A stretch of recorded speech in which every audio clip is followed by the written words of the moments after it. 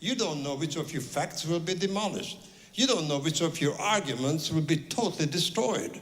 And you're now rattled, you're shaken up, and you don't know what the hell to say, but you got to say something.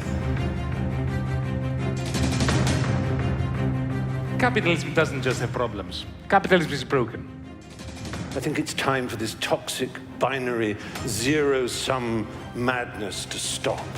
The biggest threat to the liberal international order, paradoxically, is not a non-liberal society like China, but a liberal society like the United States of America. Manipulated by flattery, goaded by tweets, his hand near the launch code when he overheats. If he's that outrageous, then you must think half of your countrymen are just completely bonkers or more. Whatever you want to call this system, a mafia state, a feudal empire, it's a disaster for ordinary Russians.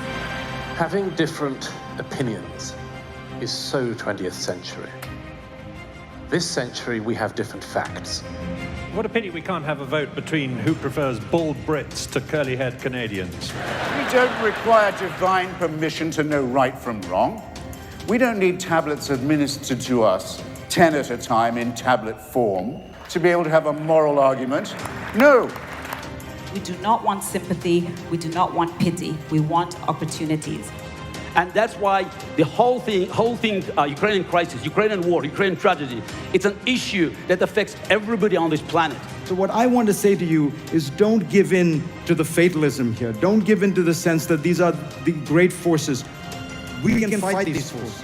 We believe that we can write our own history. We believe we make our own destiny.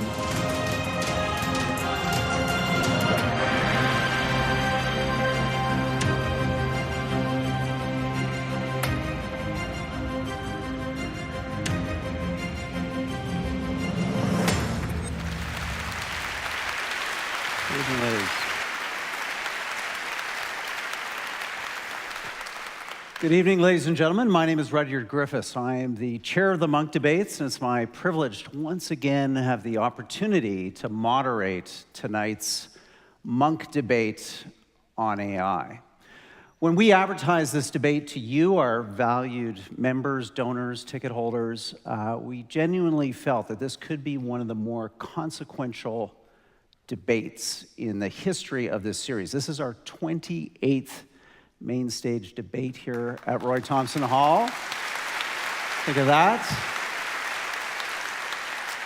Over 100 debaters have been on this stage, but tonight, for the first time in this series, we're going to address what could be, at least for half of our debaters on stage, an existential question: the threat that AI could pose to humanity in the years to come and into our future. This would not be possible this evening, all of those past debates, without, again, the generosity of you. So many of you are Munk donors, now numbering in the multiple thousands. So thank you for your generous charitable support for the Munk debates. And also a big thank you for the organization, the foundation that imagined these debates in the first place and make them happen twice a year, every year, for over 15 years. So thank you to the Peter and Melannie Munk Charitable Foundation. Bravo, guys. Thank you. You know, Peter would have loved this debate. He was a man who was fascinated with big issues, big challenges, global in scale and context, and tonight's debate, as with all of our debates, is held in his memory. These debates are part of his incredible legacy. So let's give Peter a well-deserved applause. Bravo. I want to move fast tonight because we have got a lot to cover together. And I want to promise that, like you, I've got a lot to learn this evening. So I'm going to try to keep the conversation on an accessible level. We've found really 4 of the world's leading authorities in AI. These are people who have worked and innovated and moved this technology forward to the moment that we are at now, this moment of international debate about the future of AI. So let's start our debate by getting our debaters out here center stage. The first debater to join us is Max Tegmark. He's a professor at MIT doing research focusing on how discovering, in his words, inscrutable machine learning systems work under the hood. He has an impressive body of scientific research. He's the author of numerous best-selling books. Recently, you, like me, have seen him in the news leading with Elon Musk and other scientists around the world a public call for a moratorium, a pause on AI research. Ladies and gentlemen, please welcome to Toronto, MIT's Max Tegmark.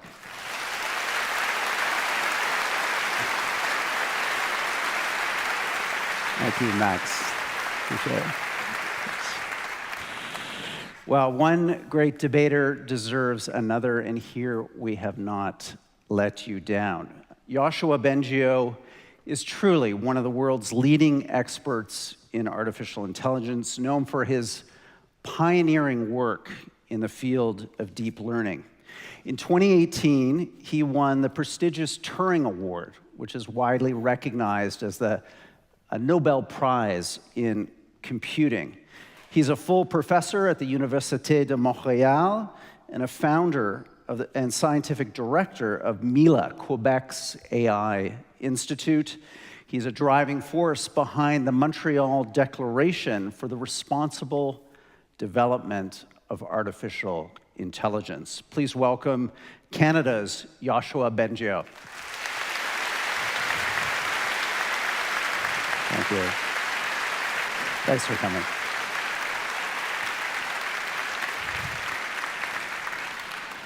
Okay, formidable debaters on the pro side of our debate tonight. The motion, be it resolved, AI development and research poses an existential risk. Arguing against the motion, let's start with our first debater.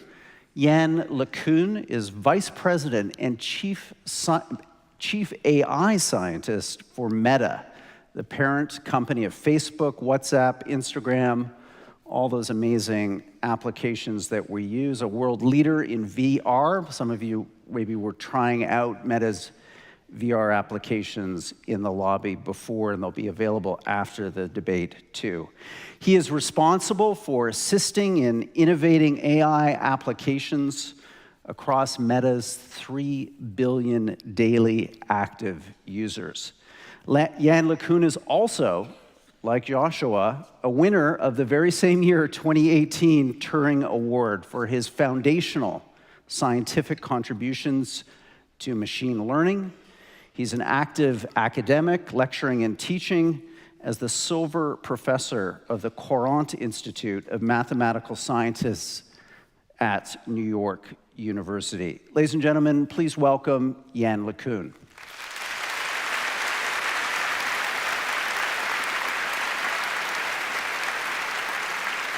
Thank you, Yann. Appreciate it.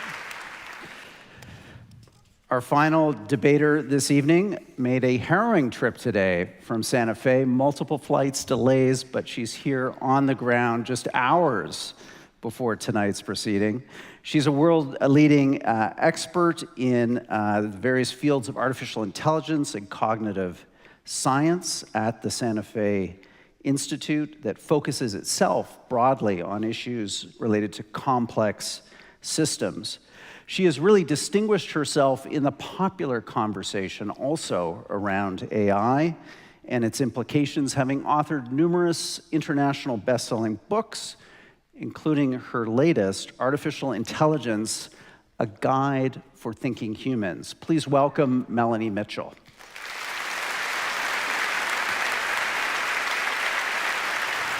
Thank you, Melannie. We appreciate it.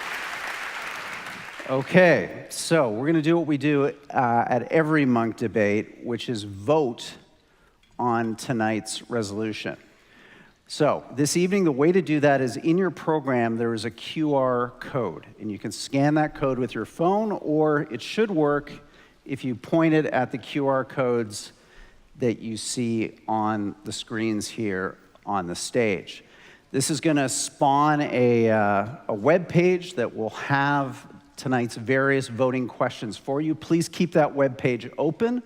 We also recommend that you do not use the Roy Thompson Hall Wi-Fi. It gets overwhelmed by this many people hitting it all at once, but 5G, you should be fine to connect with the web page. So I'm going to ask you to do that now, and you're going to get that first question. You're going to vote, is AI research and development right now an existential risk? Does it pose an existential risk? As you're doing that voting, I just want to remind you and our debaters about our countdown clocks. So the debaters have a cheat monitor here on the stage for their opening statements, rebuttals, and closing statements, but the audience is going to see the final minute of each of those segments. When that clock hits 0, I want you to join me in a round of applause for our debaters. That'll keep them on their toes and our debate on time. Okay, our second question you should also have coming up right after you answer the first one on the resolution, which is, would you change your mind tonight? So depending on what you hear on our resolution, be it resolved, AI research and development poses an existential risk, could you have a different opinion by the end of the evening based on what you hear from our debaters?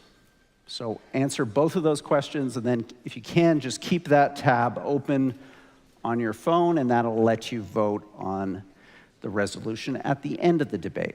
Okay, let's go now and see if we've got some preliminary results to the resolution question for this audience. Does this pose an existential risk in your view? AI research and development. We'll try to get the first round of audience votes on the resolution.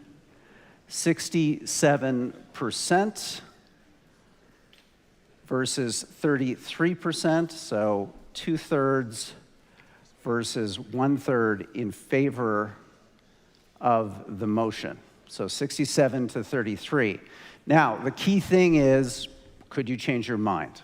So how much is public opinion in this room in flux this evening? Let's see the percentages now of people who could possibly change their minds depending on what they hear tonight. Thank you all for taking your time to vote on that second question, and we'll keep those voting tabs open if we can. I'll just give a few more moments. If we can't get these results right now, I'll make sure that you get them at some point as the evening unfolds. Okay, I'm going to say that we're still tabulating those. Possibly we'll give it a little bit more time, but I do not want to delay any longer. So let's go on to opening statements. Max Tegmark, as we agreed, you're up first. The stage is yours. We're going to put your 6 minutes on the clock here. Enjoy. Thank you. First slide, please. Folks. And the next, yes. Technology can be used for good and for bad, and its power is growing exponentially, which means, of course, that its blast radius, the amount of damage it can do to our society, is also growing exponentially. Back in the Stone Age with a rock, maybe someone could kill 5 people. 300 years ago with a bomb, maybe 100 people. In 1945, with a couple nukes, 250,000 people. With bioweapons, even more. With nuclear winter, according to a recent Science article, over 5 billion people. So now the blast radius has risen up to about 60% of humanity. And since, as we'll argue, superhuman intelligence is going to be way more powerful than any of this, its blast radius can easily be 100% of humanity, giving it the potential power to really wipe us out. Now, to stir things up, I have a tweet here from my friend Yann LeCun, who says that making AI safe is going to happen, as with every new tech, and it's going to be a process of iterative refinement. Now, I think iterative refinement is great for less powerful technology, like jet engines and less powerful AI. Well, you have the luxury of trying many times, but I think it's a terrible strategy when you're talking about things as powerful as nuclear winter or some future AI that we could completely lose control over, because then you really only get one chance. You have to get it right the first time and can't come back and iteratively refine. Now, why is it that superhuman AI can be so much more powerful than all those other technologies? It's because, by definition, it can do all the intelligent things that we humans can do, just better. For example, it can do goal-oriented behavior, it can persuade, manipulate, hire people, start companies, build robots, do scientific research. It could, for example, research how to make more powerful bioweapons, or how to make even more intelligent systems so it could recursively self-improve itself. It also could do things that we humans cannot do at all. It could very easily make copies of itself. So if you imagine for a moment a superhuman AI that can think, say, 1,000 times faster than a human researcher, so it can in 9 hours do a year's worth of research. But now instead think of 1 million of those, a swarm of 1 million super intelligent AIs, where as soon as one of them discovers something new, it can instantly share that new skill with all of them. That's the kind of power we're talking about here. And finally, superhuman AI will probably be a very alien kind of intelligence that lacks anything like human emotions or empathy. So, of course, it would have the power and potential to wipe us out if it had those goals. But why would it possibly have those goals? Next slide, please. Well, the most talked about way in which this could happen is if we've given it some sort of goal that it actually faithfully obeys, but that goal just isn't fully aligned with human goals. This is the way we humans have usually wiped out other species. For example, when we wiped out this guy here, the West African black rhino, it wasn't that we hated rhinoceroses and were deliberately trying to kill them. It's just that some humans had this weird goal that they thought that if they ate ground-up rhino horn, their sex life was going to get better, even though this was totally debunked in the medical literature. But the humans were smarter than the rhinos, and so it was the humans' goals that prevailed. Or if you chop down the rainforest for the goal of making money, and you extinct a species that was living there. Another example of what could happen to us if it's rogue AI. At the top here, we have a second route to extinction, which could be malicious use. So to stir things up more, have another tweet from Yann, where you see he says, we would have obviously never designed AIs to have that sort of goals. But who is we? I'm sure you wouldn't, Yann wouldn't do it, because I know personally he's a very nice guy. And to you in the audience, it might seem really weird that anyone would do it, because you're all so nice, because you're Canadian. But in the US, we regularly have mass shootings where people deliberately try to kill as many people as possible. So if there is some sort of super powerful open source AI, a person who wants to kill as many as possible might well use that. And the AI is safe in the sense that it's totally obeying its owner now, right? Still causes disaster. The third route to disaster I placed here is just that we get out-competed. This is the one that's the least discussed, and I would love to hear from Yann and Melannie what their plan is to avoid the one in the middle and the one at the top. So, out-competed, well, by definition, AI can do, if it's superhuman, all our jobs better, right? So companies that replace their humans, that don't replace their humans by AI, will get out-competed by those who do. Similarly, it's about delegating not just jobs, but also decisions. So companies that don't have an AI CEO will be out-competed by those who do. Militaries that don't have AI generals will be out-competed by militaries who do.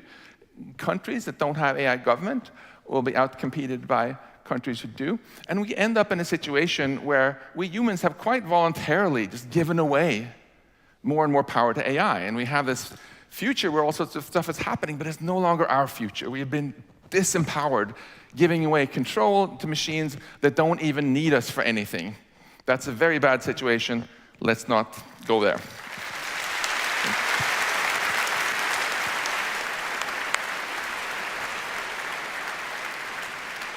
Thank you, Max Tegmark. Terrific opening statement. Now, we've got those results quickly for you now on how many of you said might change your mind. I've been told it's 92% of you could vote a completely different way at the end of this 90-minute debate. So let's see what happens, and we'll keep going in that spirit. Yann LeCun, you're up next with your opening statement.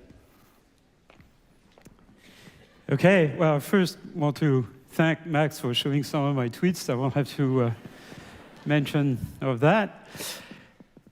Okay, so first of all, we are still very far from having human-level AI. The current technology is very limited. We have systems that can pass the bar exam, but any 10-year-old kid can learn to clear up the dinner table and fill up the dishwasher in minutes. Convincing them to do it is a different story. Any 17-year-old can learn to drive a car in about 20 hours of training. We still don't have domestic robots. We still don't have self-driving cars, at least level 5 self-driving cars. So we still have some basic, major things to progress to make to reach machines that can reach human-level AI. We're missing something big. There are immediate risks to AI, but those risks are not new. There are things like, is AI going to be able to generate a lot of misinformation or convince people to do bad things or give information to people that they shouldn't have? We already have the internet. We already have social networks. We already have countermeasures against things like disinformation and hate speech and things like that. And by the way, all of those countermeasures make massive use of AI. AI, for those problems, is the solution. It's not the problem. So now, is there a basic design for AI that will make it safe, steerable? Now, if we extrapolate the capabilities of current AI systems, I would agree that we might be worried about the fact that they may do bad things and be non-controllable. So most of you probably have played with autoregressive LLM, ChatGPT, etc. And you know that they confabulate things. They make up facts that don't exist. They can't really reason. They don't plan. They don't really understand the reality of the world because they are purely trained on text, and most of human knowledge has nothing to do with text or with language, for that matter. So if you believe that future AI systems are based on the same blueprint, I think you're entitled to believe that they might be dangerous. And my prediction is that within 5 years, we're not going to be using those things anymore. Next slide, please. So what I'm proposing is something called objective-driven AI. So this is a type of AI whose behavior is controlled by a set of objectives. So those AI systems cannot produce an output unless it satisfies a number of constraints, safety constraints, for example, and objectives that measure whether the system sort of answers the question they're being asked or accomplish the task they want to do. Those systems are controllable. They can be made safe as long as we implement the safety objectives. And the surprising thing is that they will have emotions. They will have empathy. They will have all the things that we require entities in the world to have if we want them to behave properly. So I do not believe that we can achieve anything close to human-level intelligence without endowing AI systems with this kind of emotions, similar to human emotions. This will be the way to control them. Now, one set of emotions that we can hardwire into them is subservience, the fact that they will be out of service. So imagine a future 10, 20 years from now, perhaps, every one of us will be interacting with the digital world through an AI assistant. This AI assistant will be our best digital friend, if you want. It will help us in our daily lives. This would be like having a staff of people who might be smarter than us. And that's great. Working with a bunch of people who are smarter than you is the best thing you can ever do. People, right? So if that's the case, we would want those AI systems to be transparent and open, kind of like Wikipedia, if you want. We trust Wikipedia because the content is contributed by millions of people who have been vetted, and there is some editing process. And so we have some level of trust in the veracity of the content. It's going to have to be the same for AI systems. The way they learn about the world, because they're going to be the repository of all human knowledge, will have to be crowdsourced, which means they're going to have to be open source. And if we are afraid that they are a danger to humanity, they cannot be open source.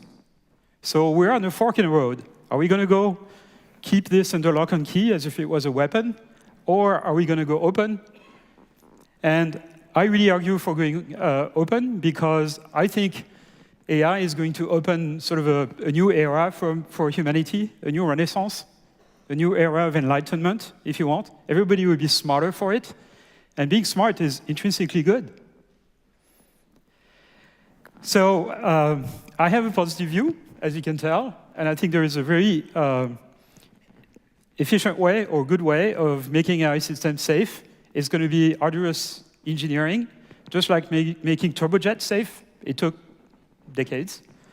And it's hard engineering, but it's doable. Thank you very much.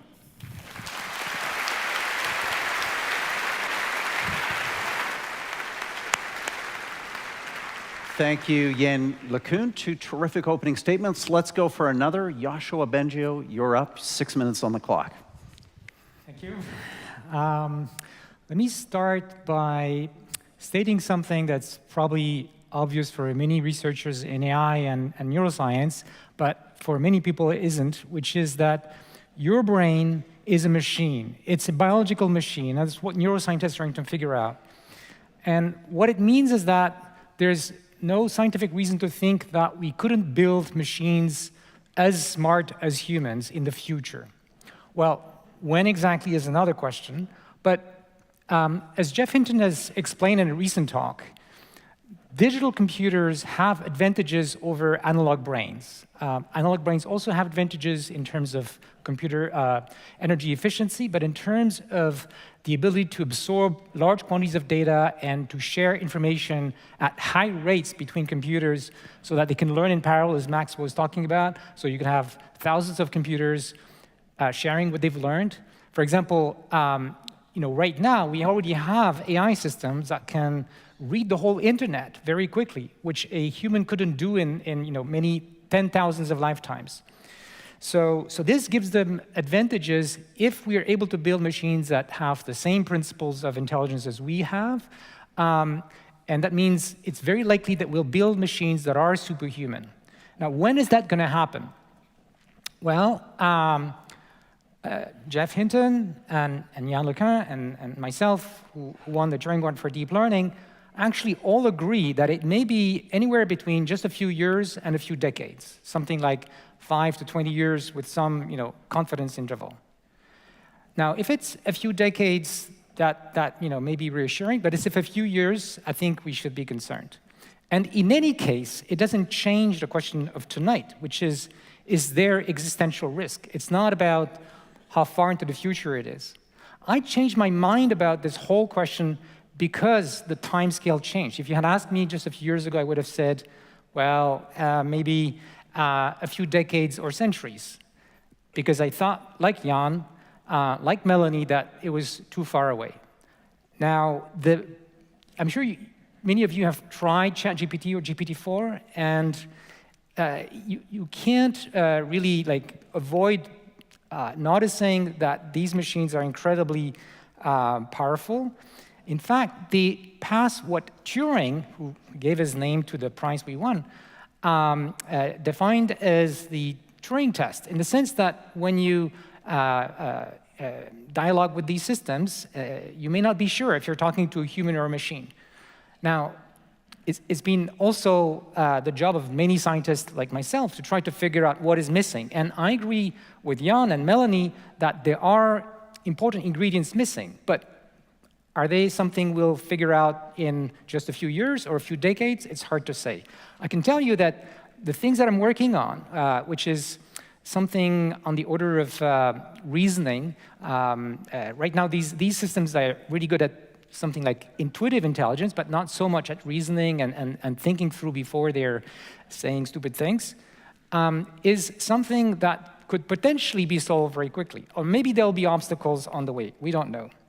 So this is a problem. And as Max said, once the recipe for building these things is available, or even worse, the parameters, the weight, so somebody could download this and give it instructions that could be very, very harmful, because imagine systems that are many times smarter than us could defeat our cybersecurity, could hire organized crime to do things, could even hire people who are legally working on the web to do things, could open bank accounts, could do all kinds of things just through the internet, and eventually do the R&D to build robots and have its own direct control in the world. So in a way, where we're going is, and that's really, I'm channeling Jeff Hinton here, coming up with a new kind of entity in the world that may have its own self-preservation goals, which is something that also Max explained why it may happen. It may happen because somebody asks it to do something bad, or it may happen because of what I call a Frankenstein sort of tendency of us wanting to build machines that are like us. And once we have machines that have a self-preservation goal, well, we are in trouble. Think about what happens when you want to survive. You don't want others to turn you off, right? And you need to be able to control your environment, which means control humans. So existential risk isn't just, well, we all disappear. It might be that we're all disempowered, that we are not anymore in the control of our destiny. And I don't think this is something we want. Last slide, which I won't have time to go in details, but I'm writing a blog post, which I'll post soon, where I've tried to take all of the comments and questions that people have asked me about this question and trying to answer all the critiques about, oh, we should not worry about existential risk. And up to now, unfortunately, I haven't been convinced by these arguments. I would really like to be convinced and lay these concerns to rest. But all of the arguments I've heard and we'll discuss tonight have not been good enough.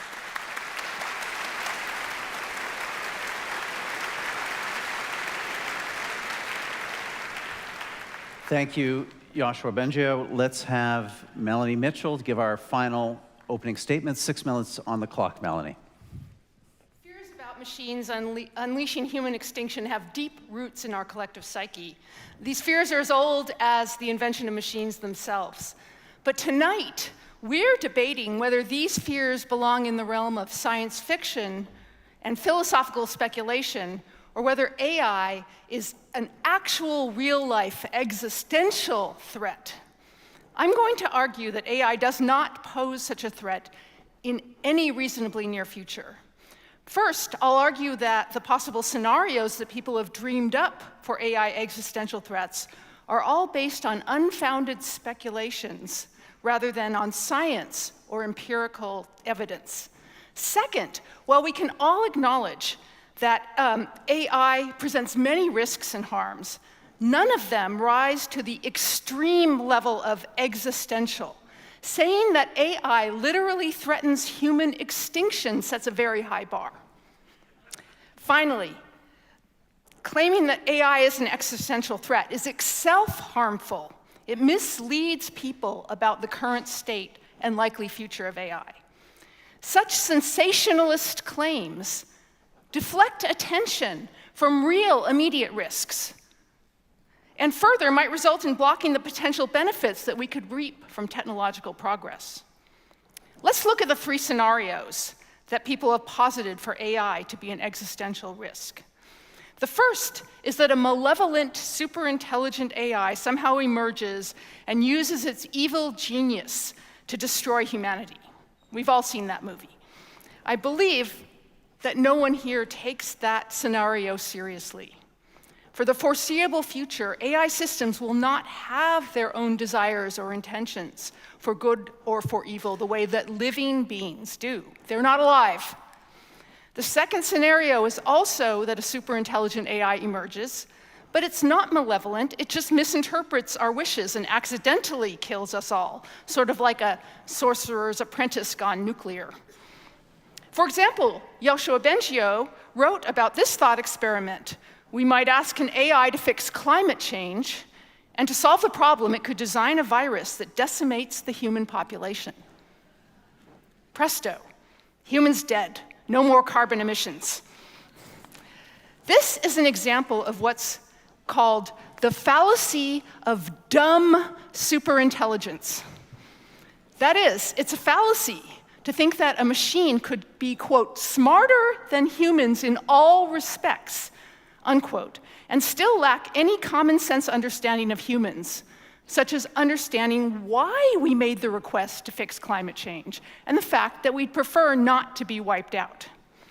Intelligence is all about having insight into one's goals and the likely effect of one's actions.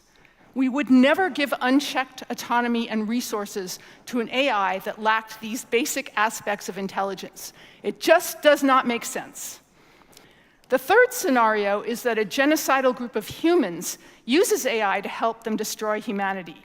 Indeed, humans often use technology to do very bad things, but we can't conclude from this that AI research and development is itself an existential threat. A terrorist group could conceivably carry out a nuclear or biological attack that kills millions of people with or without AI. There's information online right now about how to make weapons, how one might go about killing millions of humans.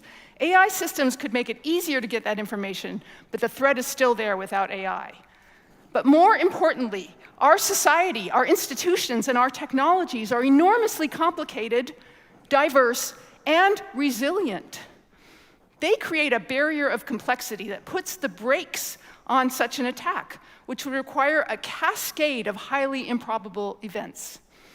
Everyone here would agree that there's a long list of actual near-term risks and harms of AI, such as the spread of disinformation or job losses. We should take those risks very seriously.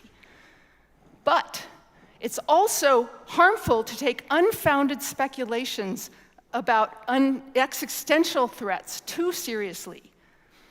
Consider vaccines, which provide immense benefits in mitigating diseases. But we've seen calls for them to be severely restricted and even halted due to unfounded speculations about their risks.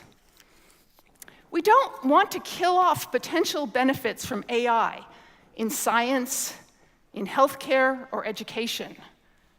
Would you call science itself an existential risk? It gave us nuclear weapons, after all. But not pursuing science is an even greater existential risk. Just as for vaccines and other technologies, our assessments of AI threats need to be founded in science and empirical data, not unsupported speculations. There's no evidence that AI research and development poses an existential threat, now or in the reasonable future. Thank you.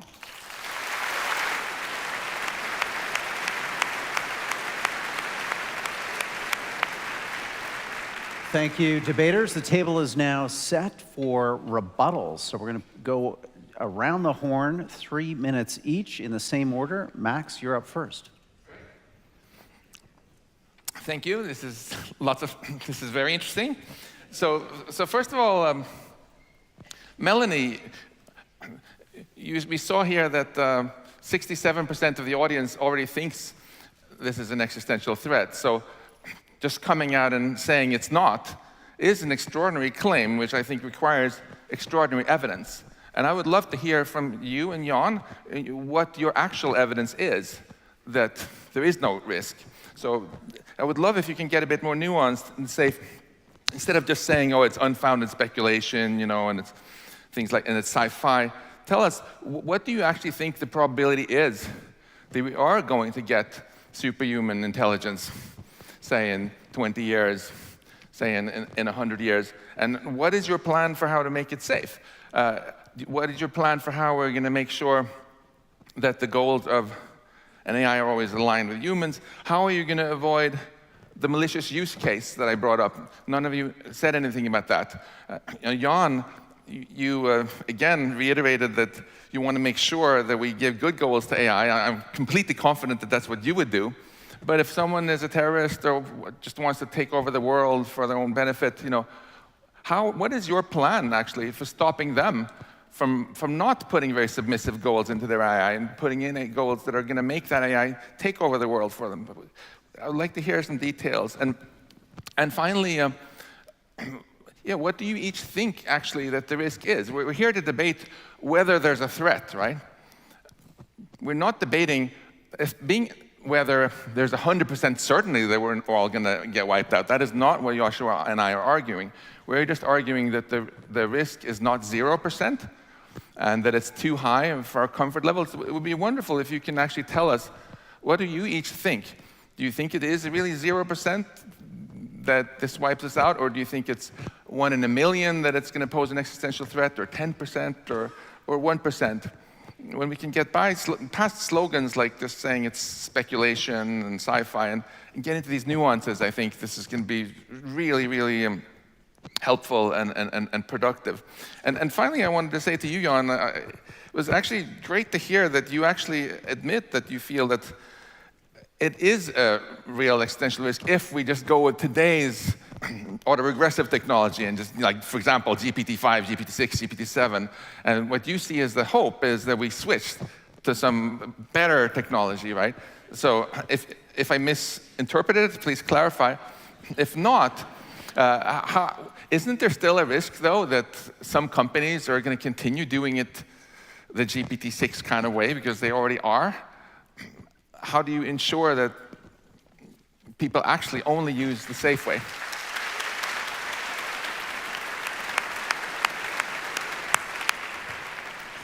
Yann LeCun, your opportunity for rebuttal. Okay, let me answer this one just right away. No, GPT whatever is not an existential risk. It's a risk. It might be dangerous, might be not as useful as people make it to be, but it's not going to be an existential risk. It's not going to wipe out humanity. No. You'll need something considerably smarter than this, and that's what I said. We're missing something big to make systems really intelligent. So the first thing I want to say is that, the science fiction scenarios of the Earth being wiped out, humanity being wiped out, this sounds like a James Bond movie, right? It's like the supervillain who goes in space and then kind of puts some deadly gas and eliminates all of humanity. It's a James Bond movie, and I can't disprove it. The same way, if I tell you, I use the Bertrand Russell idea. If I tell you there is a teapot flying between the orbits of Jupiter and Saturn, you're going to tell me I'm crazy, but you can't disprove me. Right? You can't disprove that assertion. It's going to cost you a huge amount of resources to do this. So it's kind of the same thing with those doom scenarios. They're sci-fi, but I can't prove that they're wrong. But the risk is negligible, and the reason it's negligible of extension is because we build those things. We build them. We have agency. This is not superhuman intelligence. It's not something that's going to just happen. It's something that we are building. And so, of course, if it's not safe, we're not going to build it, right? I mean, would you build a bomb that just blows up randomly? No, right? Okay, so I think a lot of the fears around AI are predicated on the idea that somehow there is a hard takeoff, which is that the minute you turn on an AI system that is capable of human intelligence or superintelligence, it's going to take over the world within minutes. And this is preposterous. It's one of the tweets that you posted that I wrote. The reason it's preposterous is that it's just not the way anything works in the world. You build something, you build it small, you don't make it super intelligent right away, you make it as smart as a mouse, and then you figure out if it behaves properly, and then you make it as smart as a cat, and then a dog, and then something a little bigger, right? And of course, you do this progressively, iteratively. That's what I was referring to in that tweet that you posted, that I wrote. So, this is going to be engineering. It's like asking today if we're going to, precisely how we're going to make super intelligent systems safe. It's kind of like asking in 1930 whether we're going to be able to build turbojets that are incredibly reliable, so reliable that you're going to be able to cross the Atlantic at near the speed of sound. This would have sounded impossible. But we did it. Thank you.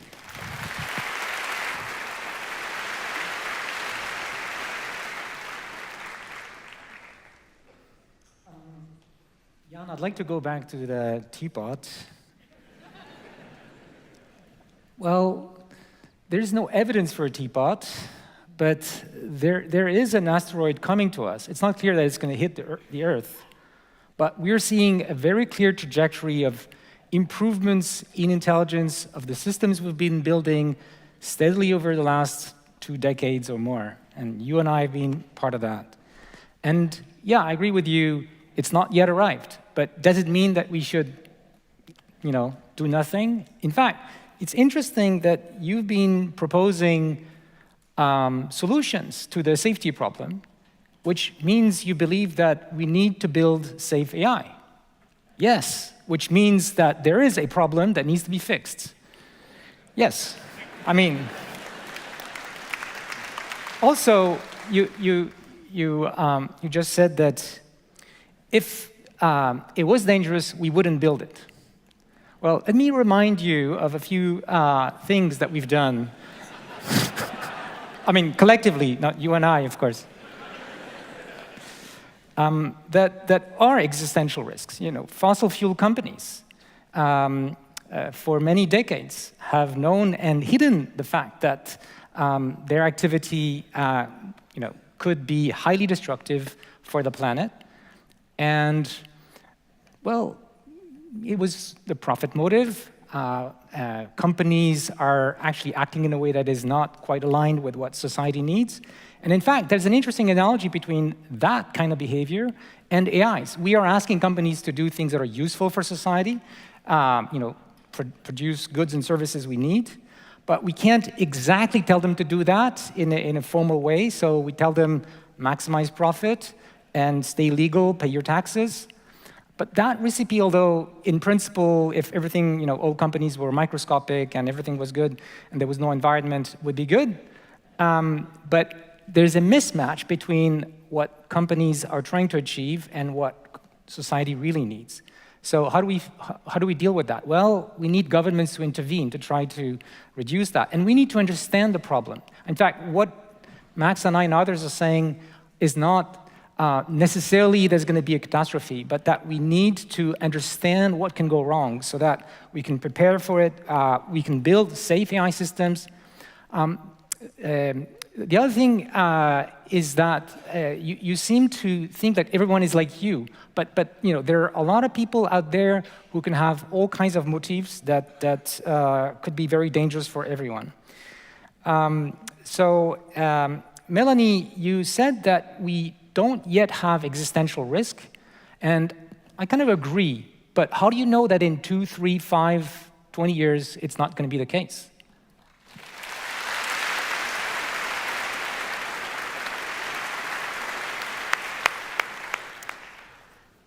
So, Yoshua, we're not debating whether or not there's a problem to be fixed or whether there's any harms. We're debating whether there is an existential threat from AI. That's the resolution. And if the existential threat is, 100 years, 500 years from now, I don't think then we would be here debating. You're talking about something very near term. And Max asked, what is the risk? I don't know. I mean, the risk is non-zero. The risk of anything is non-zero. We could talk about any kind of scenario, speculative scenario, like, malicious aliens coming to Earth in their spaceship and destroying humanity. That's an existential risk. And then we could say, wait a minute, maybe we should ban radio broadcasts, because that's how they're going to find us. But clearly, the probability of that is quite low. It's not high enough to justify the kind of attention that you're seeming to ask for. Now, I want to say, there's this word, superintelligence, smarter than humans, these phrases that are being glibly thrown around as if we understand what they mean. Yoshua said, your brain is a machine. Sure, I agree with that. So we could build a human-level intelligence in principle. I also agree with that. I think we're quite far away. But in principle. But human intelligence is not any old machine. It's a very special kind of biological machine that's adapted to our human problems. We're different from octopuses, we're different from rats, we're different from viruses. We have our own specific human problems, needs, and motivations. And we're fundamentally embedded in a physical, cultural, social system. And that's the kind of thing that gives rise to human-level intelligence. AI systems, while they learn from human data, and that's exactly all they learn from is the data that humans created, and so they have captured some aspects of our intelligence, they lack fundamental, important aspects of what it is to understand the world. And I think that when we throw around words like superintelligence, we're using sort of our intuitive kind of associations and assume that these things could be easily built and that we're on a trajectory to build them. But really, that's not been shown at all. I don't think it's something that science is really gives much evidence for now. And I'll just conclude to say that the whole history of AI has been a history of failed predictions. Back in the 1950s and 60s, people were predicting the same thing about superintelligent AI and talking about existential risk. But it was wrong then, and I'd say it's wrong now. Thank you. Thank you.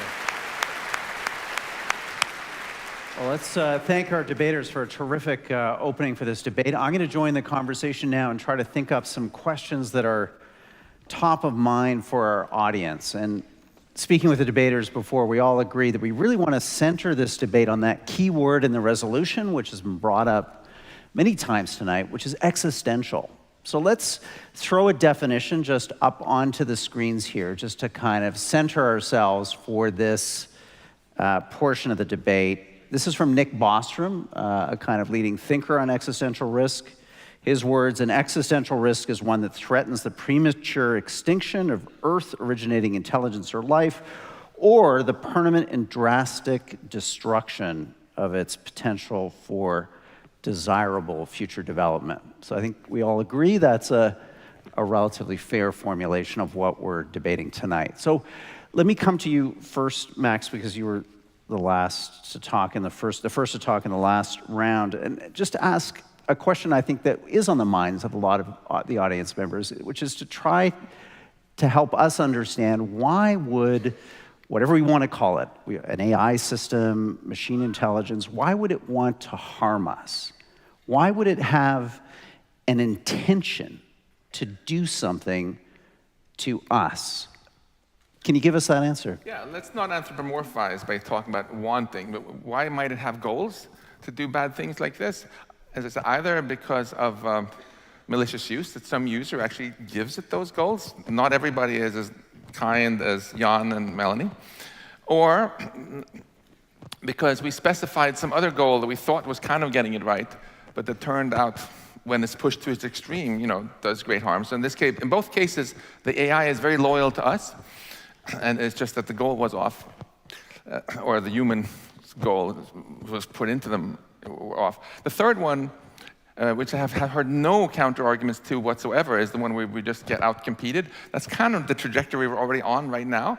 Everybody just wants to make a buck. Companies have a goal to make profit, and we gradually get more and more disempowered. So those are three routes to it. And I would love, again, if Yann and Melannie can answer this question. Like, what do you think the probability actually is that we're going to build machines that can do most of our stuff in 20 years? What do you think the probability really is that we're going to have that there will be an existential risk? And what's your plan for avoiding these three different threats? Because we can't just dismiss arguments as being ridiculous or sci-fi when people like Jeff Hinton are making them. The CEO of OpenAI is saying it's an X risk. The CEO of DeepMind is saying it. What is your plan actually for how we avoid each of those things? So That's right. which authorities do we want to pay attention to? I don't think we have proof by authority here. Right, That's but not we don't a fair need argument. Right. So let's say we don't know, and I'm agnostic actually. I don't know what's going to happen. But given the stakes, shouldn't we pay attention to this? Right. So yeah, this is an interesting analogy. Let's say Yoshua brought up earlier climate. There's an idea of a precautionary principle, Yann, that you do certain things because you want to be careful. It may be not what you want to do, but you take steps and actions now to avoid, to close off certain worst case scenarios. Why isn't this an example? Like climate, AI is one where we want the precautionary principle to be in effect to deal with, maybe it's a tail risk only, but this tail risk of an existential threat.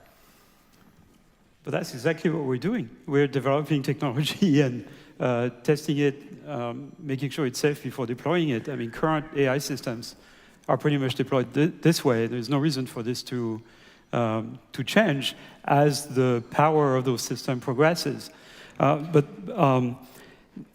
You know, I mean, there's several questions. You know, if bad guys can use AI for bad things, there's many more good guys who can use the same, more powerful AI to counteract it. Right. So and in the end, the good guys are going to win. Sometimes the attacker has the advantage. There's absolutely no reason to believe that's the case for AI. In fact, Really? we're facing the situation right now. How do you know? I mean, because it already exists. Because people are currently using AI. We're talking about hold machines on that a are sec. smarter than This is a really interesting point. So let's have Yann sum up on this, and then I'll come to you, Yoshua. No, it's good. But I like the crosstalk. But let's. Right? These are complicated ideas. I'm struggling to keep up, so I know the audience might be too. Because some of the dangers that you talked about of people using AI for bad things, they already exist. And Melannie said that before. Those threats exist with or without AI. AI might help a little bit. Let's say misinformation. Okay, is AI going to help with misinformation? Well, you know, QAnon is two guys. They don't use AI. They have a big impact. The countermeasures against misinformation, hate speech, etc., and propaganda, attempts to corrupt the electoral process and democracy. Again, as I said before, the solution is AI to take down this content on social networks and various other channels. AI is used massively. So to take a precise example, the proportion of hate speech taken down automatically by AI systems about 5 years ago on Facebook was about 25%. Last year, it was 95%. Right, but we need 100% to avoid extinction. No, we don't. We don't. There's never anything that is completely perfect. Well, that's the issue. That's why we need to do more than what we're doing now. Again, it's the good guy's AI, which is superior, to the bad guy's AI. But that's like saying that the way to stop a bad guy with a bioweapon is to have a good guy with a bioweapon. That's not what you do. The way you stop a bioweapon attack is with vaccines and banning bioweapons and having various forms of regulation and control. No, the way to stop bioweapon is to have counterintelligence, because you can't do this in secret too much. And it's the same if you use AI. It's not going to make your... Exactly. And how do we build that counterintelligence? We're going to need the infrastructure to protect ourselves. And so for that, we need to recognize that there is a risk. There is a risk. There is a risk. No, there are a lot of risks, but the question we're asking is, are they existential? Are they going to end civilization? It could. And that's... Good. And I think, you know, Rudyard brought up the precautionary principle, which says, you know, well, if there's a risk, we should probably do something about it. And I'm not opposed to that, but I think that we have to be balanced. We only have so much resources, so much attention, and the whole narrative on existential risk in AI has diverted a lot of the attention of the world, maybe part of the 67% that are here saying that they think it's an existential risk. It takes our attention away from some of the real immediate risks like disinformation and bias. So are you saying it's a 0% risk, 0% existential risk? Is that your claim? Do I think there's a 0% risk of any scenario? No, of course not. What do you think it is then? But I think what we're asking, 1%? what we're really debating, I can't put a number on it. I think it's quite low. And I think what we're debating, is there a reasonable existential risk, a risk of end of civilization in the reasonable future? Otherwise, we wouldn't be up here debating. How high is too high for you? I'm not going to like say 0.0000001. I mean, I can't say that. How high is too high for you then? How high is? How high a probability of existential risk is too high for you? I don't think we can put a probability on it. We don't know. We don't know enough. No, I'm and asking it's what the you think same is as. acceptable. Okay, it's lower than the Earth being wiped out by a meteor. And by the way, AI can help with that problem. By the way, so this, hold on, but let's just bring the audience here. So in a sense, what we're hearing here from the con side of the debate is that the risk is so, in a sense, negligible that we should move on to other things. The development of AI with a variety of controls, with regulation possibly, but to assume that there's any demonstrable existential risk of a quantum that would require a pause, a moratorium, as both of you has argued, is not on the cards. Let me argue a little bit, if you please, about these probabilities. Let's consider very simple scenarios. There are more complicated ones, for example, that Max and I have been talking about. But let's consider first the probability that we will know how to build intelligent machines that are powerful enough to be dangerous existentially to us in, say, 10 years, okay? That probability, when I ask a lot of AI people, they agree that it's significant. You know, it's 20, 30, 40, 50%. And people like Yann and Jeff and many others that I've asked agree that it's clearly not like 10 to the minus something, right? It's not like asteroids coming and destroying the Earth. So that's the first thing we need. I guess you're wait, let me finish. Second, what's the probability that once this is available and known and open source so that anyone can play with it, what's the probability that there will be someone with misguided intentions or malicious intentions which uses it and we get catastrophic consequences, but possibly leading to extinction, or at least the same scale as we're talking about nuclear weapons, explosions, and things like that. So what's the probability for that? Most people I asked is like 99.9%. Once it's available, somebody's going to misuse it. So I don't understand how they can get with very small probabilities. Now, the Yann's answer is, oh, it's okay. He agrees more or less with what I'm saying, but he says, we'll fix it before we get there. Yes, let's do that. Okay. So I think,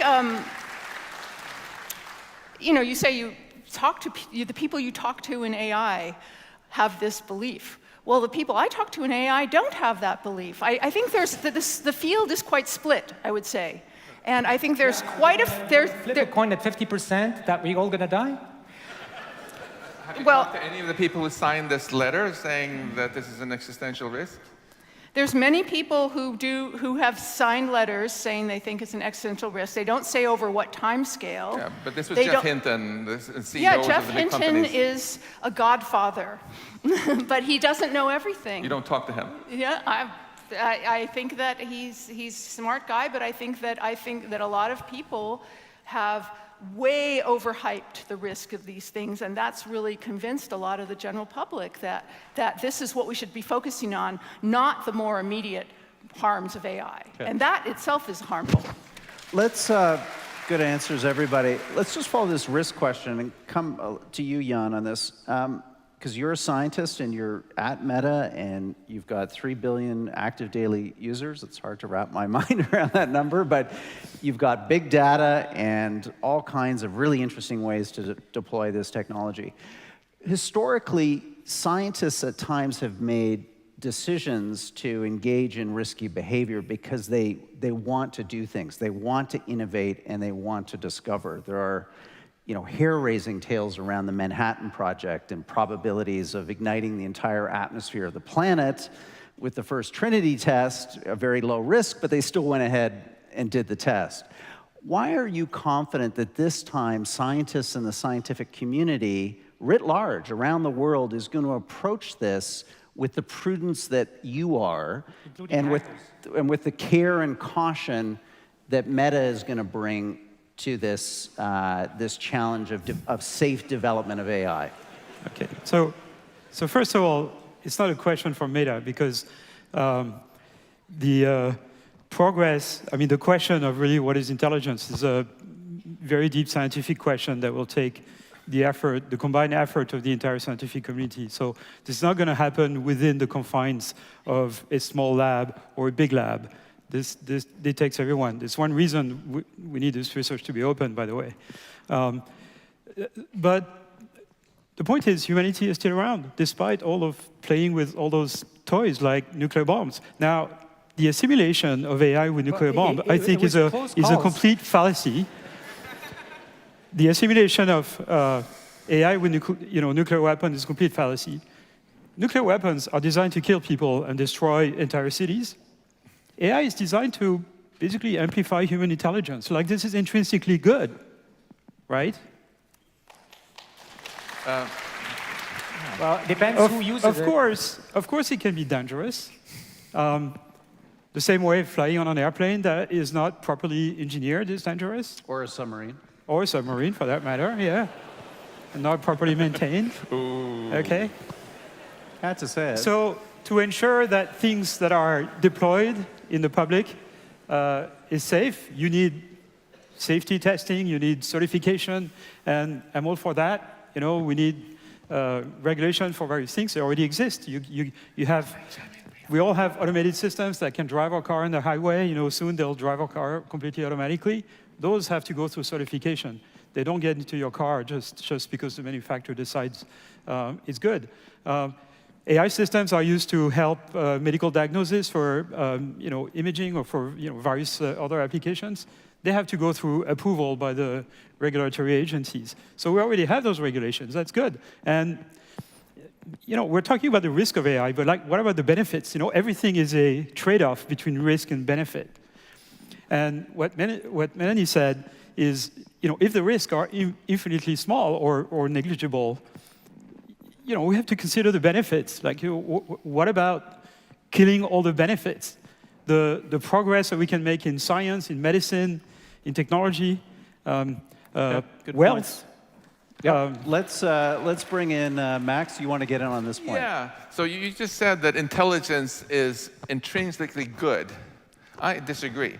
Intelligence is a tool that makes you able to accomplish more good things or bad things. Let me finish. What are you talking about? If Hitler had been more intelligent... You're a professor at MIT. Yeah? If you are a good person, so your morality combined with more intelligence makes the world better. But if Hitler had more intelligence, I think the world would actually have been worse. How do you know you don't have Hitler in your class right now? So it's naive to think that just because you make something smart, it's only going to suddenly care about humans. Ask some woolly mammoths if they feel so reassured that we're smarter than them. Then therefore we would automatically adopt mammoth ethics and do things that were good for the mammoths. We didn't, that's why you probably haven't met any.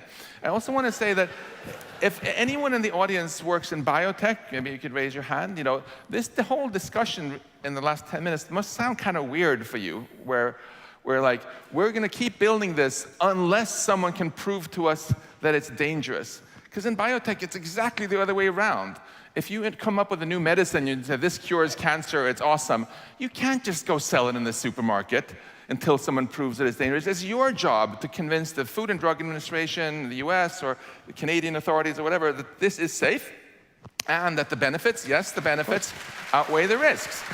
You also cannot, if you someone can't just come in and build a new, weird, hitherto unseen design for a super powerful nuclear reactor right underneath the CN tower, just because nobody else can prove that it's dangerous. It's their job to prove that it's safe.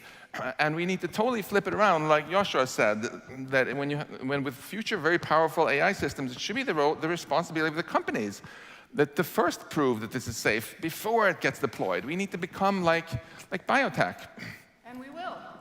Yeah, I think we will. Sure. So you support regulation? No, I don't support the resolution, but I think I never said AI has no risk. You support regulation? Oh, regulation, absolutely. I totally support regulation. And no one ever said AI has no risks. We're talking about this extremely high bar here of ending civilization, of ending humanity. But why is it our role to explain to you why it's dangerous? You still haven't answered my question. I never said it wasn't dangerous. I've asked you twice. What is your plan for avoiding misuse? You haven't told me. I've asked you twice. What's your plan for solving the alignment problem? You haven't told me. I've asked you twice. Let me just finish to tell me what your plan is for avoiding the scenario where we get out-competed and disempowerment. You've said nothing. Unfortunately, I don't get paid enough to solve all these problems Right, about but if AI you're trying to policy. sell medicine to But Canada, I think you have to have a plan. I don't have to have a explain why plan. it's I think safe. the AI community is developing plans to mitigate risks. But that's not what we're debating here. We're not debating whether AI has risks or whether the community is going to solve them. We're debating whether AI research and development poses an existential threat. That's something very different. And you're different. not answering my question. What is your plan to make sure it doesn't have an existential risk? I don't think that there is an existential risk. I think So there how are do you many prevent risks, misuse? but there are people who are working extremely hard, and including, I think, many, Yoshua particularly, on mitigating the more immediate, real-world risks. We need, Melannie, you and I know each other, and we need regulation. We need to make sure that we get all the upside that Yann was talking about for AI. I've been working on AI because there's all this upside that is already starting to happen. And there's also downsides that you and I have been talking about for many years now, and we need to take care of that. But we need to take care of all the downsides, including the ones that seem maybe a little bit extraordinary, but I want to say that you're saying, oh, existential risk is a very high bar. So if I tell you, maybe it's only going to kill 1% of humanity, you consider that's not important? That's extremely important, but I wouldn't call that existential by no, the but definition if we're it can kill talking about. 1%, it can kill 50%, and it can kill 100%, right? I think that's very. I think killing 1% would be a complete and utter catastrophe, and we should do everything we can to prevent it. But that's not existential. It's hard to kill 8 billion people. Well, but the reason why it could kill, so many people, whether it's only 1% or 100%, is because these systems, we're talking about systems that don't exist today, that I think might be coming in a few years or in a few decades, and that these systems would be smarter than us, okay? And so they find ways that we don't have easy defenses against. That's the scenario that I don't know is going to happen, but I think it's plausible enough that we need to worry about it, and so there is a risk. Let's have Yann come in on this point, because he wants, thank you. 2 points I want to make. First of all, there's this complete fallacy that the desire to dominate or destroy is linked with intelligence. This is false. It's not even true within the human species. Some humans. It is not necessarily the smartest among us who want to become the leaders. The smartest no one. In fact, we have plenty of examples to the contrary on the international political scene. And this desire to dominate is something that is intimately linked with human nature because we are social animals, we are social species, and nature has evolved us to organize ourselves hierarchically, like baboons, like chimpanzees. Not orangutan. Orangutans have no desire to dominate anybody because they're not a social species. So this desire to dominate has nothing to do with intelligence. They're almost as smart as we are, by the way. So this has nothing to do with intelligence. We can make intelligent machines that are superior to us, but have no desire to dominate. I lead a research lab. I only hire people who are smarter than me. None of them want my job. Now, but Yann, isn't just to be fair to the other side of the debate, because it's something I think the audience would appreciate understanding. It's not so much the desire to dominate; it's the control problem. It's that you've set them some goals, maybe very noble and great goals, but they start doing other things to achieve those goals, which are antithetical to our interests. It's not that they're trying to dominate. It's that there is a tragedy of the commons that goes on. It's the same thing with companies. This is the goal alignment problem. So how do we design goals for machines so that they behave properly? And again, this is something that's a difficult engineering problem, but this is not a problem that we are unfamiliar with because as societies, we've been doing this for millennia. This is called making laws. Right. We design and laws. Does it work? We design laws. Of course it works. Because we design laws to align our objectives with the common good so that we prevent people from doing bad things by telling them you're going to get this punishment if you do these bad things. We even do it for super intelligent entities called corporations. It's not perfect, but it's not existential. But here is another point I want to respond to Max. You're a professor at MIT, which means you educate really smart kids. You are building super intelligent machines. I mean, human machines in that case, right? Because you're educating them. What is the probability that in your class, one of those students is the new Hitler and is going to wipe out liberal democracy? Those, as Yoshua mentioned, what we can build with machines is going to be vastly more powerful even than my MIT students, and I still love to brag about them, right? It's that scaling and also the entirely alien nature of their minds, which is so intimidating. And Not the students, the computers. Yes, Okay. exactly. And I feel a little bit like we're having we're on this big ship sailing south from here down in the Niagara River, and Yoshua is like, I heard there might be a waterfall down there. Maybe this isn't safe. And Melannie is saying, well, I'm not convinced that there even is a waterfall, even though Jeff Hinton says there is, and some CEO. And moreover, I don't know how far away the waterfall is. It might be like really far away. There's big uncertainty, so I'm not really going to worry and tell you about my plan for keeping it. And then Yann, it feels like you're saying that, yeah, it was definitely a waterfall there. We'll get there. We'll figure it some out. point. But we're going to figure out how to make things safe, how to stay in control of our boat when we get close. We don't know yet how to make it safe. I think we all admit this. Some of us have worked very hard on that research for close to a decade. But it's going to be easy. We'll figure it out when we get there. And I think in both of your cases, it would really be, if this were, again, biotech, this kind of argument is not reasonable. If a tech company says, oil companies told us, oh, climate existential threats, whatever, from climate change, it's not a thing. That's sort of like what I'm hearing from you, Melannie. So therefore, they shouldn't be obligated to tell us why what they're doing is safe. Sure, they should be. It should be their responsibility to tell us how they're going to mitigate this problem. And similarly, with biotech, again, just because almost all big companies will always claim that there is no risk with their product initially. The tobacco industry told us that too. The asbestos industry told us. Max, I think you're misstating what we're saying. We're not saying there's no risk. And I think the people, this analogy with the waterfall is, well, okay, we all know about waterfalls. That seems very reasonable. But this idea of super intelligent AI is not something that you're sort of extrapolating wildly from what we have to something that's smarter than us in every possible way. No, it doesn't need to be every possible way. 100 times smarter than us, maybe, and yet still misinterprets our goals. But this is a chartered cruise ship towards the falls. It said that on the ticket. This has been the goal of artificial intelligence since its inception, to build superhuman machines. Since the beginning, everybody's been saying, oh, the waterfall's, we're almost at the waterfall, we're almost at the waterfall, we're almost at the waterfall. That happened in 1960, not by Jeff Hinton, but people like Claude Shannon and Herbert Simon, and they were just dead wrong. And who else was dead wrong? I'd be happy if I'm wrong. Yeah. But I don't know. And you know who else was wrong? Well, I 3 years ago. I don't know what other kinds of existential risks are going to happen. Maybe we're going to add lots, genetic engineering is going to But we are moving in that direction, right? That's the thing. It's not like some crazy thing that's unrelated to what we're seeing. It's very much related to the work that I'm doing. I see where we are going, and I don't like it.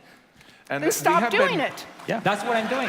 And we have to be more humble here, because we made another terrible prediction, epically failed one. About 3 years ago, most AI researchers thought we were decades, 30 years, maybe 50 years away from passing the Turing test. We just heard Yoshua argue now that it's already happened. There is no Turing test. But the prediction... Turing did not... Hear me out. Right. I'm just making the point that 3 years ago, most AI researchers that I know did not think we were going to get ChatGPT or GPT-4 in 2023. This took a lot of people by surprise. Wouldn't you agree? No, absolutely not. Maybe not you, but there are actually serious polls out there that show that most people... The basic technology for it existed 3 years before. So I didn't know what was going on there. And from the outside, it was a big surprise, really.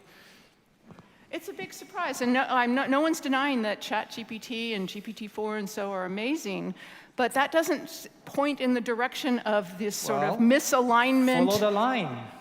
I don't know if there is a line that I can follow. Well, look at the last 20 years. There is a line. There's a line in a certain direction where these systems are learning from huge amounts of human data to be able to synthesize human knowledge. Data. They're not able to feel, they're not able to think, they're not able to form their own goals. Well, that's and not they reassuring. that won't come soon. That's harder than intelligence, I would say. Right, and that's the problem. We don't know how to program a computer, unlike what Yann seems to claim. Right now, it's an open problem that economists, reinforcement learning researchers, AI safety people have been studying for many years, and essentially we don't know how to make a computer that will do what we intend. And there are several reasons for this, but one of them is that we're not even able to express it in a clear way that a computer for sure will understand. And then there's the issue that they might go into something else that turns out, because they want to achieve those goals, that they might want to preserve their existence. They don't want to do anything. They're not alive. No, that's very easy to do. No, you're wrong. You're wrong. The systems that, for example, ChatGPT is essentially like an oracle. It doesn't really have a want, although a little bit it wants to please us because of the reinforcement learning. Yes, it's been trained to please us. Then it's actually easy to put a wrapper around them, to turn them into agents that have goals. It's actually easy to do. Goals that humans gave them, yes. Not their own goals. Yes, and in order to achieve those goals, they're going to have sub-goals, and those sub-goals, for example, may include things like deception, and this is happening. That never happened. It happened already. It did not happen. I actually studied the example where there was an example where the New York Times, in fact, reported that GPT-4 had deceived a TaskRabbit worker. But if you actually look at the actual paper and look at the details, and I ask you all to think more critically about what you hear in the media, a human prompted it to push it in that direction. It has happened. When that was the point. They were trying to make a test to see and if the system could deceive a human. So when it told this journalist that it loved it, when it told safe AI systems. Yeah. But some people do. when it told the journalist that it loved him and he should leave his wife, that was deception. Do you really believe that it loved the guy, or was it deceiving him? It was not. Deceiving is a very anthropomorphic idea. But you it's used the word. intention. I don't believe it was deceiving It's a him. natural consequence of trying to achieve a goal. In order to achieve the goal, you try to find, the means to the end, and it's not just humans. It's that system has no goal. Other animals do it as well. This has been a terrific debate because the moderator's been completely obsolete for the last 10 minutes. And I love that. I mean, let's do this more often. I just have remaining moments, though. I want to touch on one point that Max raised in part of his 3 kind of critiques, and it's to go back to the second point. Maybe we can have that definition again up on the screen that we agreed on for existential risk. And it's the second point, that an existential risk isn't simply an extinction event. It's a permanent and drastic destruction of kind of human potential, our inability to return to our previous track of development. Again, a very high bar. But I guess the question, Melannie, that interests me, is, I know you have views on this, is this idea of losing our agency. As Max presents it, the corporations that adopt AI will be more successful and outperform the ones that don't. The governments that adopt AI will be more powerful and outperform the ones that don't. The citizens, the individuals that do. And all of this will encourage us to hand over our decision-making to machines, because performatively, the outcomes will just be so much better for us individually and collectively. Why isn't that an existential risk? A slide into the end of human agency and an inability to return to our full human potential? No, I don't. So I think that, first of all, it's not clear to me at all that companies that use AI or humans that use AI are going to outperform those that don't. AI has lots of limitations. And, for example, there was recently a lawyer who used AI to put together a case, and it actually made up all kinds of cases cited, and he got, pounded by the judge. He did not outcompete the other lawyers. Now, maybe AI will get better, but I think that, these sort of suppositions, the assumptions, are not obvious at all. And humans are very reluctant to give up their agency. You know, we've had lots and lots of technologies in the past. And we've had, you know, people used to think that, you know, having the introduction of, say, writing and calculators would make people lose things like their memories, their abilities to reason well, the fact that, like, Google Maps lose our ability to navigate and stuff. But humans actually kind of adapt to those technologies and go beyond them. So, Yann, you're nodding to this? You agree with there isn't an agency problem here? Well, as Melannie just said, the point has been made for every technological revolution or evolution. For writing, Socrates was against writing. He said people are going to lose their memory, right? The Catholic Church was against the printing press, saying they would lose control of the dogma, which they did. They could do nothing about it. The Ottoman Empire banned the printing press. And according to some historians, that's what accelerated their decline. It took them 300 years or at least 200, to authorize it again. And this was just because they wanted to control their population. And so every technology that makes people smarter or enables communication between people, facilitates education, again, is intrinsically good. And AI is kind of a new version of this. It's the new printing press. So long as it doesn't blow up in our face. And the you thing can, is that you can AI smash your hand with a printing press, right? Yes. If it's the problem is the scale, right? So long as we build technologies that could be harmful, but on a small scale, the goods, the benefits overwhelm the dangers. But now we're talking. Wait. Now we're talking about building technologies unlike any other technology, because it's technology that can design its own technology. No. Yes. No. We're talking about superhuman AI. This is the subject. It's under tonight. control. It's under control, and will remain under control. It's not. It's very much like previous technology. It's not. It's not qualitatively different. All the experts have been studying this question say it's going to be very hard to keep it under control, and that is why I'm here today. That very argument has been made for computers, 60 years ago. This is not a new issue. I recommend the audience to go and to a website called the Pessimist Archive. It's hilarious. It's newspaper clips of all the stupid things people said whenever a new cultural phenomenon or a new technology appeared. Okay, the train. Oh, you're not going to take the train. It's going to go 50 kilometers an hour, and you can't breathe at that speed. And it's full of this, right? Everybody has said this kind of thing every single time there was a technological evolution or even a cultural revolution. Jazz was going to destroy society. The printing press was going to destroy society, and it did. It totally did, for the better. It enabled the Enlightenment, philosophy, science, rationalism. So before we go to closing statements, I want to give Max the last word in the segment. An enlightenment, Max. We're on the verge of a reimagining and blooming of human thought powered by AI. I think stock traders will tell you that past performance is not an indicator of future performance. Future results, Yeah, future results. And it would be a huge mistake in an exponential technological growth to assume that just because something happened one way in the past, it's going to continue being this way. What's actually happened is, first, during the Industrial Revolution, we made machines that were faster and stronger than us. So we started working less with our muscles and more with our brains, and that was fine. We typically got paid better. Now, in this empowerment scenario that you were asking them about, we're now instead building machines that can think better than us gradually. And we're not there yet, so we shouldn't be basing arguments based on today's pathetically bad AI. We should be looking at tomorrow's, the superhuman AI that some people think might happen in 5 years or 20 years, and you think maybe it will happen in 300 years.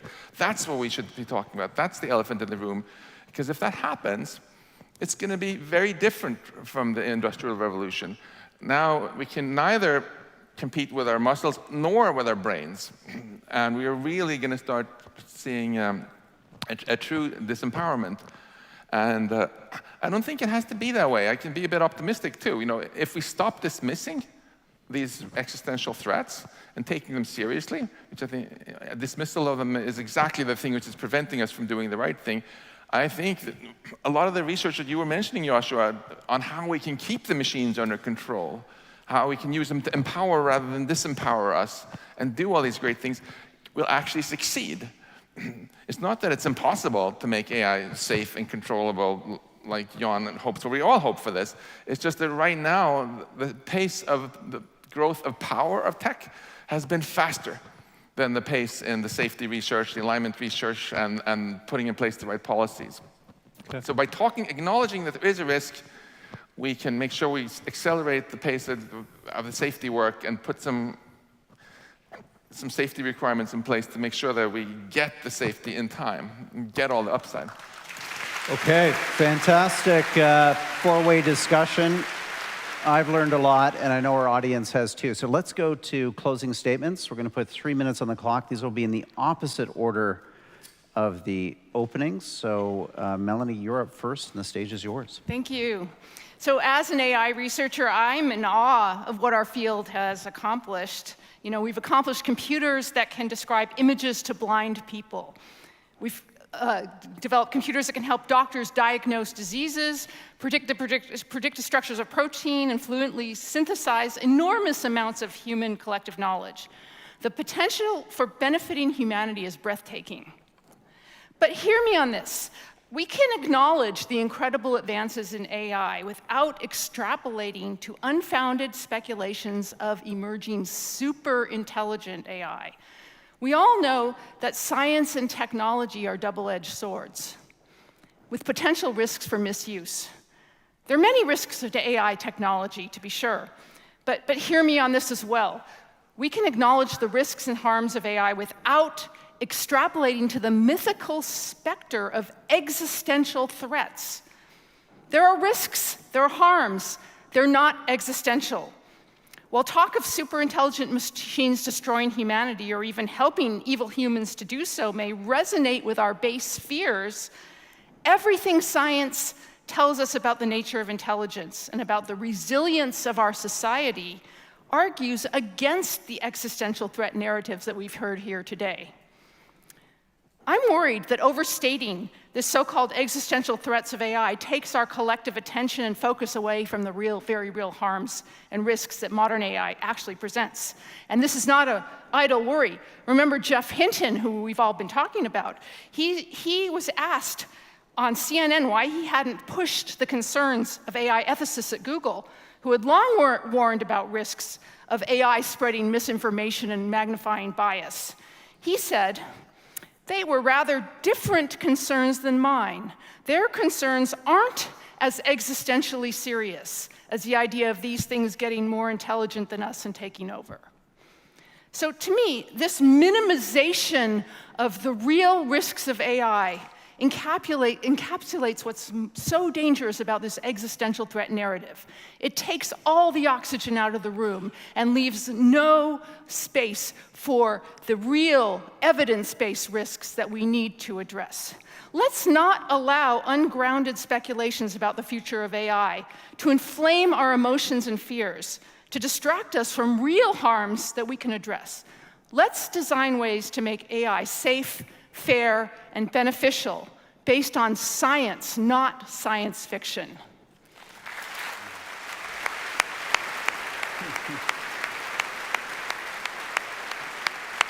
Great closing statement, Melannie. Thank you. Yoshua Bengio, you're up next.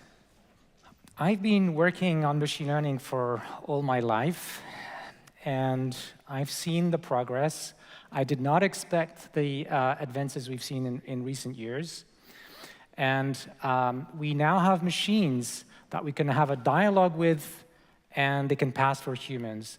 And this was something that for a long time was considered as a milestone, maybe of actual human-level intelligence. Now, when we look carefully, we see that it's not exactly that, and there are some things missing.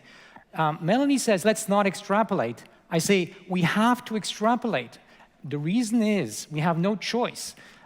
If something as awful is maybe a few years or maybe even 1 or 2 decades in front of us, we have to prepare for it. We have to do the social adaptations. We have to do the AI safety work that Yann has been talking about, that I've been talking about, that I think we have a chance. We have agency right now to control our future. And for that, we need to accept that there are all kinds of risks. Melannie, I'm totally with you with all the harms that AI currently poses, but it doesn't mean that we have to deny the risks that are existential, that are already on our radar screen, at least on mine. Now, just quickly, why do I think that this is something that can happen and have dire consequences? It's because of humans. No, it's not just about AI getting crazy. It's because we have weaknesses. There are many ways in which we can get deluded. There are, conspiracy theories, and lots of people believe them. So there will be people who act in strange ways and will do things that can be very harmful. So long as each of us has just our hands, maybe guns, unfortunately, and damage can be local and not existential. But when we build very powerful tools, I think we really need to be much more careful, and that's why we're talking about this today. So just to end on a positive note, Melannie asked me, why don't you stop working on this? Well, I've been thinking a lot about this. I want to do what I think is best to go in the right direction, and I think that I'm going to reorient my research so that either I'm working on applications that are not dangerous but that very safe, like working on healthcare and the environment, or working on AI safety in order to prepare and prevent the bad things that could happen. So thank you very much, and think about it.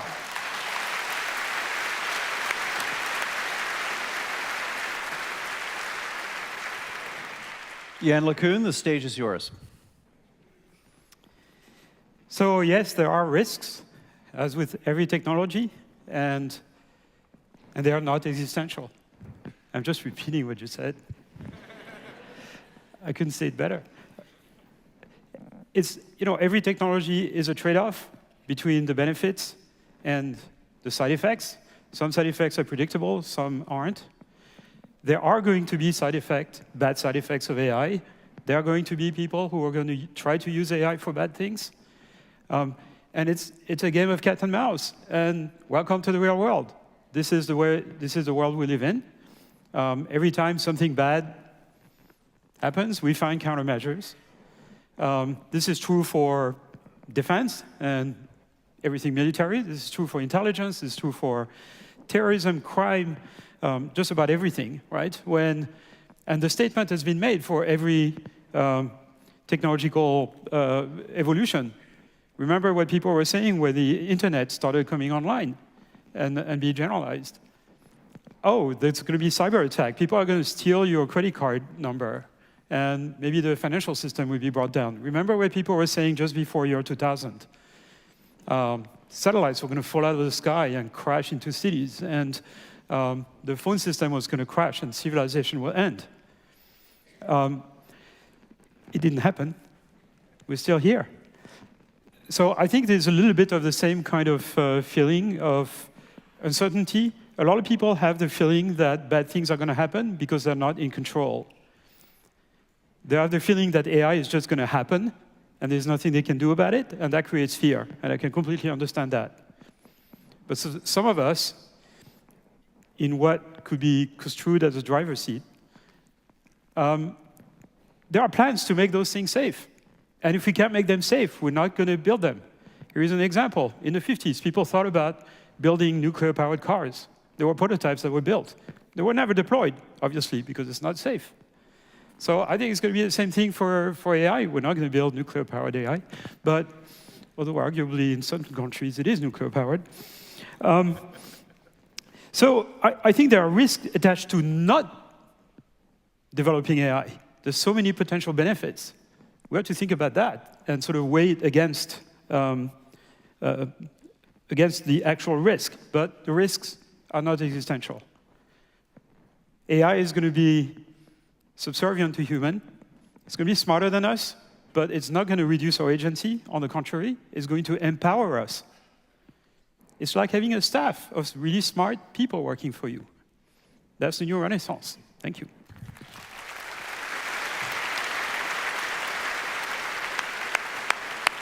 Thank you, Yann LeCun. We're going to give the last word in tonight's terrific debate to Max Tegmark. Max, take us away. I'm going to make a pitch for humility. Science is all about being humble. My definition of what it means that I'm a scientist is that I would actually rather have questions I can't answer, answers I can't question. Now, what are you going to vote on here in a few minutes? You're going to vote on this question of whether this is an existential threat. What does that mean? You're not asked to vote whether you're 100% sure where you're going to get wiped out. You're going to ask to vote on whether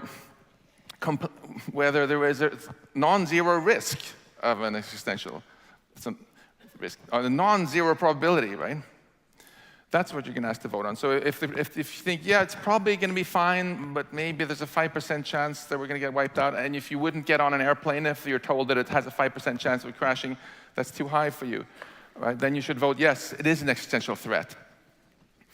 Now, we all need to be more humble. You were right, Yann, making fun of that pessimism website where people worried too much about stuff that didn't happen. You were right, Melannie, pointing out how ridiculously over-optimistic McCarthy and other Minsky were in the beginning, thinking AI would happen sooner. Scientists have lacked humility in that direction. But we've also just as often lacked humility in the opposite direction. The world's most famous nuclear physicist at the time, Lord Rutherford, said, oh, getting nuclear energy out of atoms is like moonshine. Very next day, Leo Szilard invents a nuclear chain reaction, right? So and as I said a few years ago, most people, including even Yoshua Bengio, thought we weren't going to have GPT-4. Well, here it is. And we also have to be humble about these probabilities that I kept pestering you about there. So thank you so much, Yann, for actually giving me one. You said it's about the same risk as getting struck by an asteroid.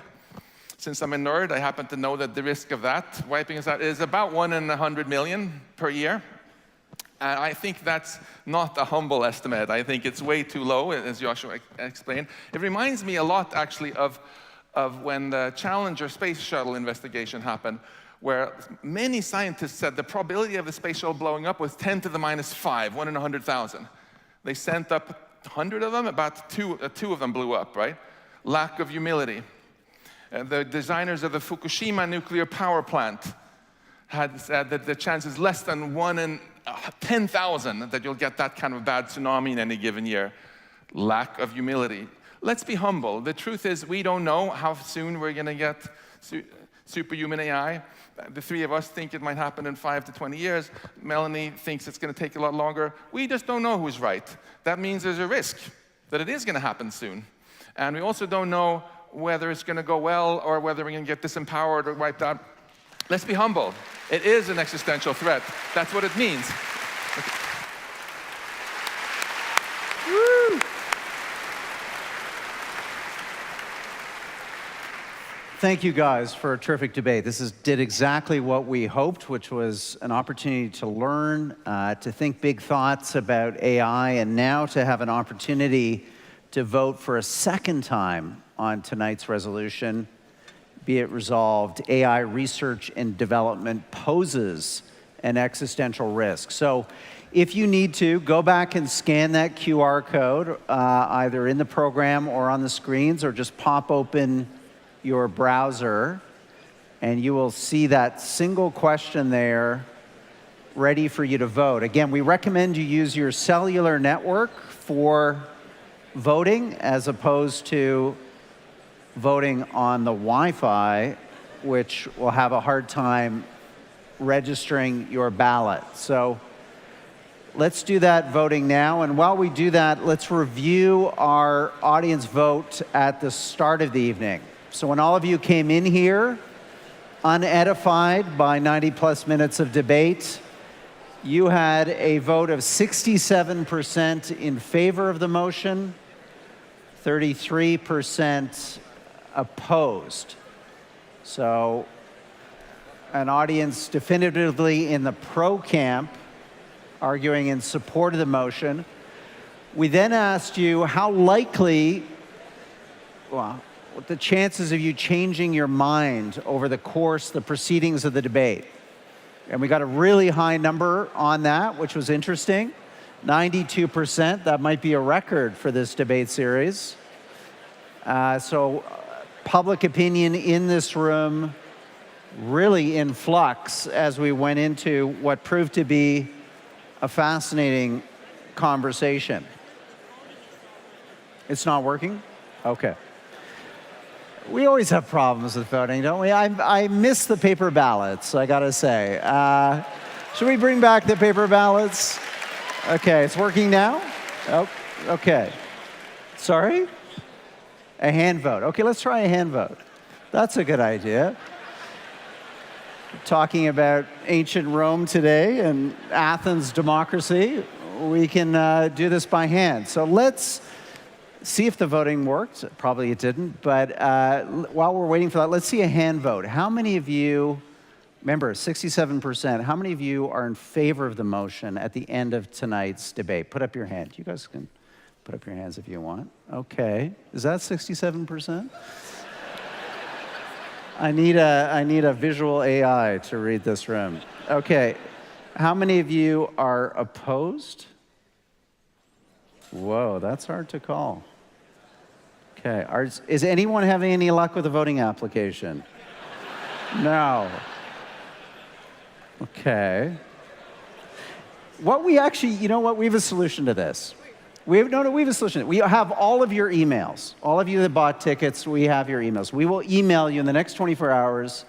You can fill out a ballot, send it back to us, and we'll announce that on our website, and we'll call it a draw for now. But let's thank our debaters for a terrific debate. Thank you. Thank you, Yann. And thank the Munk Foundation for a fabulous evening. We've got VR demonstrations outside, courtesy of Meta. Please enjoy those. They're in the lobby for as long as you'd like. Yeah, yeah. Yeah, exactly. Thank you, everybody.